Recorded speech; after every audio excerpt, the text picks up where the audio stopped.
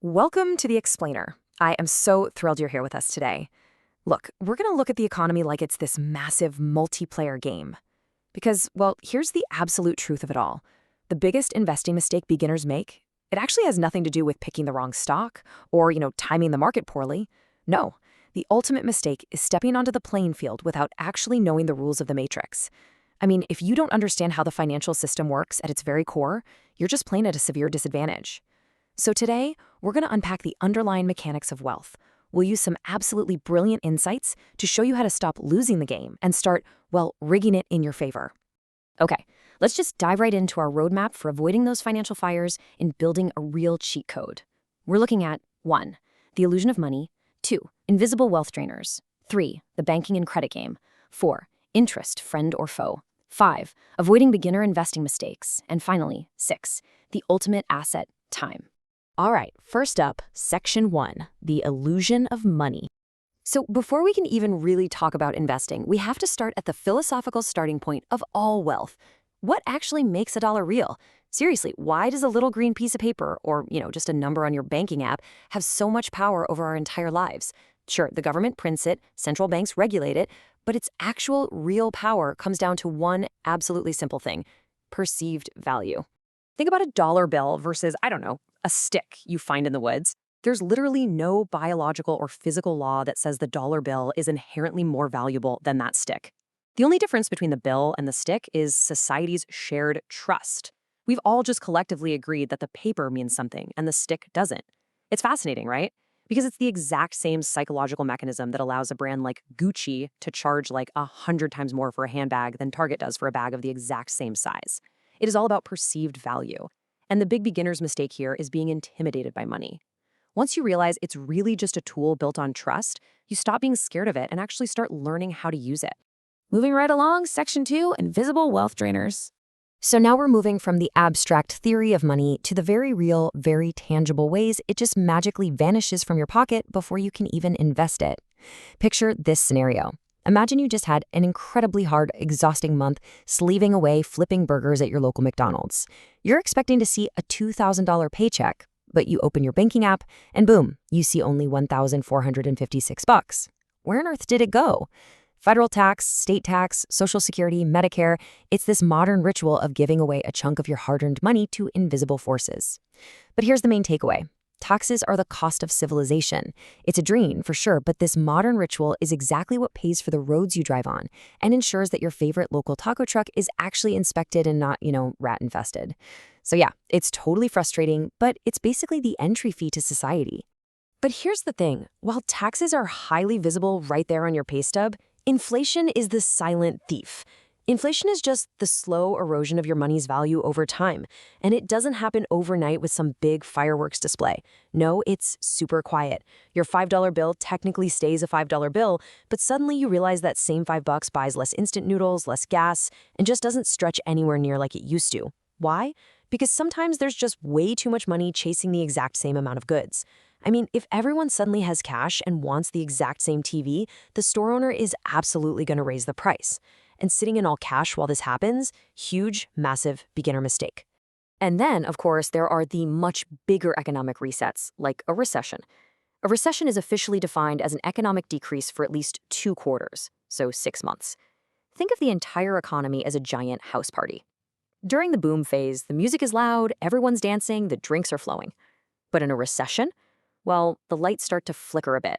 People check their bank accounts, layoffs happen, and suddenly the DJ stops the upbeat dance music and just starts playing sad lo-fi beats about corporate downsizing.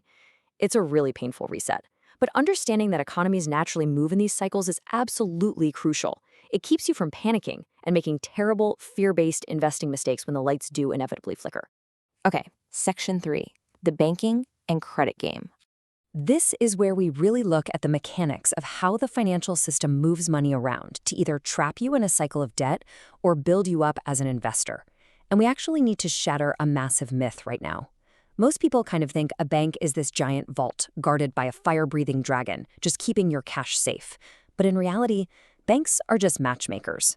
When you deposit $1,000, they might keep $100 in the vault, and then they immediately loan out the other $900 to some guy who really wants to buy a jet ski. This is what's called fractional reserve banking. They entice you to keep your money there by offering a tiny, tiny bit of interest, and then they make massive profits by loaning your money out to someone else at a much higher interest rate. You supply the money, the bank just plays the middleman. Thinking the bank is the absolute best place to grow your wealth is a fundamental beginner mistake. So how do they decide who gets those loans? Through your credit score, which is based on your payment history, credit utilization, credit age, credit mix, and new credit. This 3-digit number, usually somewhere between 300 and 850, is essentially this shadowy algorithm. It's basically a trust score that lenders use to decide if you get a nice mortgage for a house or a soul-crushing 27% interest rate on a loan for a new TV.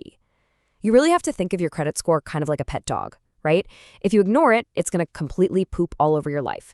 But if you take care of it, feed it with on-time payments, and manage it well, it'll actually help you build massive wealth. So a massive beginner mistake is just completely ignoring this number until you desperately need it. Let's move on to section 4, interest, friend or foe. Now this builds perfectly into the core concept of the whole system, which is the silent engine behind both extreme wealth and devastating debt. I absolutely love this quote. Interest is money's way of charging rent. It's just such a perfect mental model. When you borrow money to buy that TV, interest is the price tag for using someone else's cash. You're literally paying rent to the bank. But on the flip side, when you lend or save, when you become the investor, interest becomes your reward. It's basically your paycheck for being patient and, honestly, boring with your money. When interest is your worst enemy, like, say, carrying a 20% interest rate on credit card debt, it is a total financial fire. You miss a payment, the interest earns interest, and suddenly that $12 burrito you bought at 2 a.m. turns into a $50 regret. Trust me, we've all been there. But when interest is your best employee, like a 7% compound interest return on an investment, it's an absolute cheat code. Your money literally duplicates itself, turning a modest $100 into a massive win over time without you lifting a single finger. All right, section 5, avoiding beginner investing mistakes. So now that we know inflation is draining our cash and bad credit is trapping us in debt, we really need the ultimate solution. We need to talk about actually avoiding these beginner mistakes by making your money work for you. And the crucial point here is compound interest. Actually, this isn't just regular interest. This is when every single dollar you earn creates clones of itself, and then those clones also start demanding rent. It's a beautiful mathematical phenomenon. It's this positive time bomb that turns small, consistent gains into massive wealth. Seriously, it is the exact reason why you see those wealthy, slightly smug, older people walking around. They aren't necessarily any smarter than you. They just put their money in a position to clone itself years and years ago. Okay, so how do you actually do that? Well, you use investment vehicles. Let's break it down. Step 1, stocks, which are really just tiny ownership slices of real companies. Step 2, bonds, where you get to play the bank and loan your money to a government or a company for interest. Step 3, funds, which are just big baskets of stocks and bonds, so you don't have to risk everything picking individual winners. And Step 4, real estate, buying property that someone else pays to live in. The absolute biggest mistake beginners make is thinking investing is about gambling or getting lucky. It's really not. It's simply the act of trading your money for more money, instead of always constantly trading your precious time for money. And this brings us to the core message of this entire explainer. The real danger isn't losing money in the market, it's never investing and letting inflation quietly steal your future. Look, people get so scared of the stock market going up and down, but sitting completely out of the game, that is a mathematically guaranteed loss. If you just hide your money under a mattress, inflation will ensure it's worth significantly less in a decade. No way around it.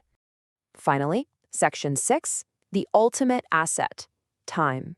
So we've talked about money, taxes, banks, and investments.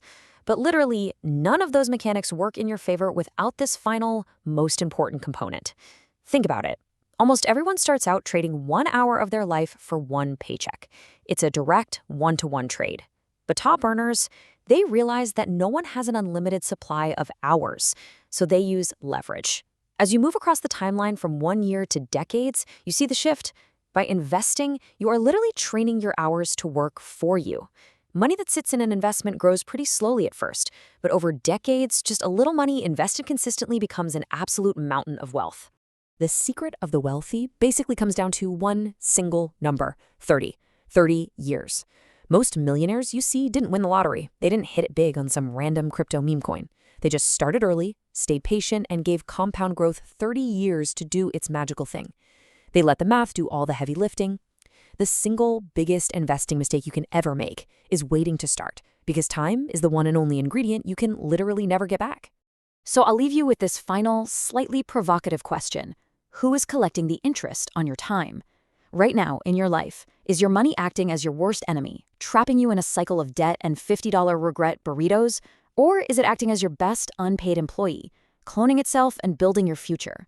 The rules of the game are out there, and now that you know them, it's time to take control and make absolutely sure you're the one collecting the rent.